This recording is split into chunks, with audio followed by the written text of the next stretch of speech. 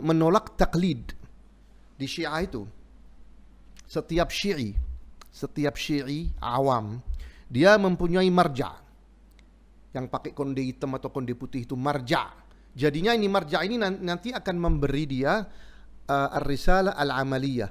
Ar-risalah al-amaliyah itu bagaimana dia sholat, som, pokoknya seperti Katolik. Katolik orang kan nggak boleh baca, kita tidak, orang Katolik itu tidak boleh membaca Injil. Mereka cuma hanya dapat surat kertas, satu lembar kertas untuk mereka ulang-ulang kalau datang ke church.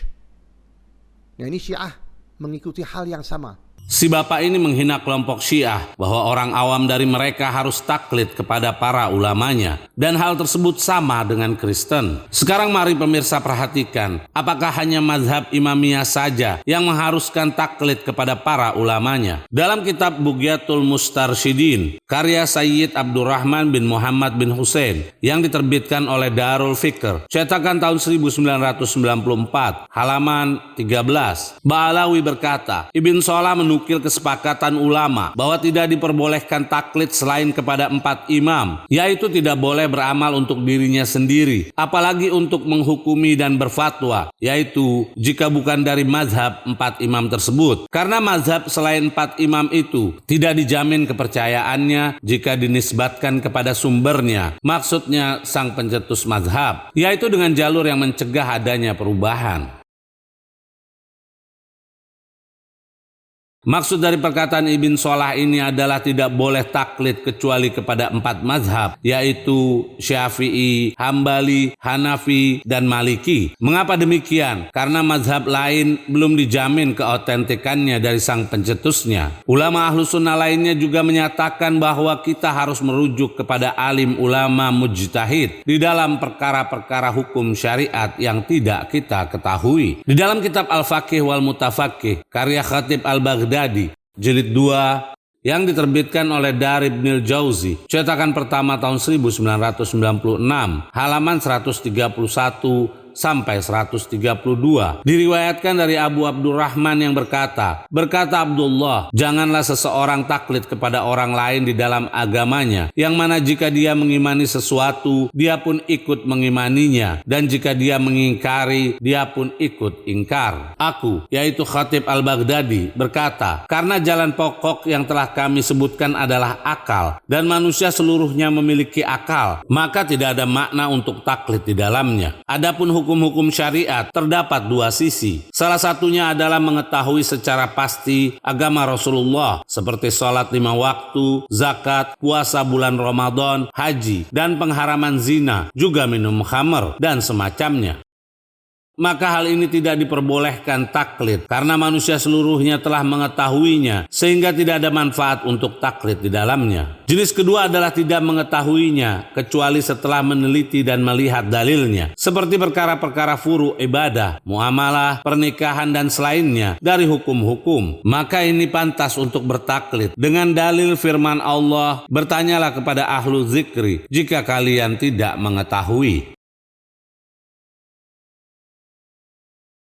Sangat jelas bukan dari pernyataan Khatib Al-Baghdadi, seorang ulama Ahlus Sunnah, tentunya sangat berbeda dengan pandangan bapak ini yang mengkategorikan taklid sebagai kekhususan agama Kristen. Mengapa bisa berbeda? Karena bapak ini bukan Ahlus Sunnah. Dia meyakini siapapun bisa mendapat titel mujtahid, alias boleh mengeluarkan fatwa. Bahkan setingkat bapak ini pun, jika sudah bisa mengajar, diperbolehkan untuk mengeluarkan fatwa. Sebagai bukti, dalam kitab Majmu' Fatawa Ibn Baz, salah satu ulama Wahabi, jilid 7 yang diterbitkan oleh Darul Qasim, cetakan pertama tahun 1420 Hijriah, halaman 241. Pertanyaan ke-9. Saya adalah seorang pelajar, banyak masalah yang dipaparkan kepada saya, baik dalam ibadah atau selainnya. Saya pun mengetahui jawabannya dengan benar, entah dari mendengar salah satu guru besar atau fatwa. Namun terkadang saya sulit menemukan dalil yang sahih, dan saya juga sulit untuk memilihnya. Maka dengan apa Anda arahkan penuntut ilmu dalam masalah ini? Jawab Ibn Baz, jangan berfatwa kecuali memiliki hujah, dan tuntunlah mereka kepada sosok yang engkau mengira dia lebih baik darimu dan lebih mengetahui kebenarannya. Atau kamu katakan kepada mereka, beri saya waktu sampai saya merujuk kepada dalil-dalil dan melihat permasalahannya. Jika kamu sudah mantap terhadap kebenaran dan dalil, maka berfatwalah kepada mereka. Kami tegaskan, maka Anda boleh berfatwa kepada mereka dari apa-apa yang tampak dari kebenaran untukmu.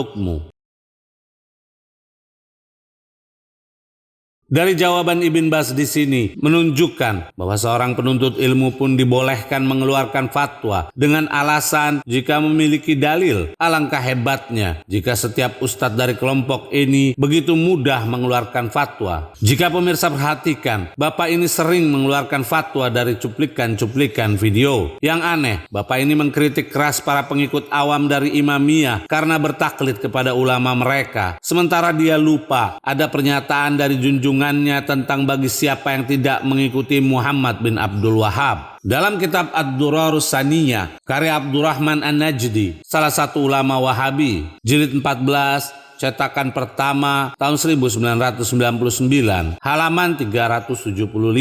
An-Najdi berkata, tidak layak seorang pun dari manusia menyimpang dari ajaran Ahlu Syekh, yaitu keturunan Muhammad bin Abdul Wahhab, dan menentang apa-apa yang mereka tetapkan dari usuluddin. Karena itu merupakan jalan yang lurus. Bagi yang menentang hal tersebut, maka dia telah melalui jalannya penduduk jahim. Kami tegaskan, yang menentang ajaran Wahabi akan mengantarkan dia ke api neraka. Kami minta komentar Bapak ini tentang pernyataan yang terdapat dalam kitab berikut. Dalam kitab Tazkiratul Huffaz, karya Az-Zahabi, yang diterbitkan oleh Darul Kutub Al-Ilmiyah, halaman 1186. Berkata Ibn Tahir, aku mendengar, yaitu Syekhul Islam Abu Ismail Abdullah Al-Ansari Al-Harawi berkata, jika disebutkan tafsir, aku menyebutkannya dari 107 tafsir, dan aku mendengarnya mengucapkan syair di atas mimbar, aku Hambali hidup dan mati, maka wasiatku untuk manusia agar bermazhab Hambali. Dan aku pun mendengar dia berkata, aku menuju ke tempat Abul Hasan Al-Kharqani As-Sufi, lalu aku menginginkan pulang. Namun terlintas di hatiku untuk datang ke Abu Hatim bin Khomus Al-Hafiz di kota Rai. Sampai kalimat, ketika aku telah dekat kota Rai, aku bertemu seseorang di perjalanan dari penduduk setempat. Lalu dia menanyakan tentang mazhabku. Maka aku katakan, Hambali. Orang tersebut berkata, ini mazhab yang tidak pernah aku dengar, dan ini bid'ah. Lalu dia menarik bajuku dan berkata, aku tetap bersamamu ke tempat Syekh Abu Hatim. Sampai kalimat, dia pun mengajakku ke rumahnya, yaitu rumah Abu Hatim. Ketika itu terdapat majelis besar dan dia pun menyampaikan kepada Abu Hatim. Aku tanya orang ini apa mazhabnya, lalu dia menyebutkan suatu mazhab yang aku tidak pernah mendengarnya sama sekali. Abu Hatim berkata, apa itu? Dia menjawab, aku adalah Hambali. Lalu Abu Hatim mengatakan, biarkan dia dengan mazhab itu, karena siapapun yang tidak bermazhab Hambali, maka dia bukan seorang muslim. Karena itu pemirsa, Bapak ini selalu menyebutkan dan mengulang-ulang bahwa dirinya bermazhab Hambali. Silahkan para pemirsa menilainya. Jika ada seorang muslim yang tidak bermazhab sebagaimana yang diikuti Bapak ini,